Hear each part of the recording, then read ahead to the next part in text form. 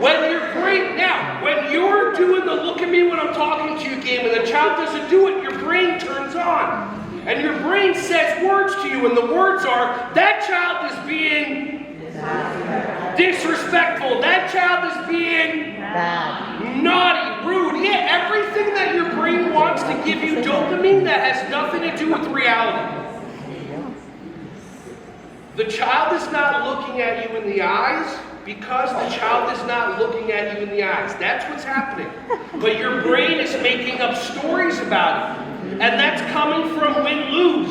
If you stop for a moment, take a big belly breath, and you ask the child, what does your family tell you about eye contact? And this 3-year young innocent child says to you, my mommy says if you make eye contact with somebody, you're being rude. And now all of a sudden it's like, oh, you've been trying to have this kid do something that their family has programmed them. That's disrespectful. One is choosing win-lose and one is choosing win-win. So if you ever notice when you make a decision or have a conversation or say something to someone and you feel in your body, that's not win-win.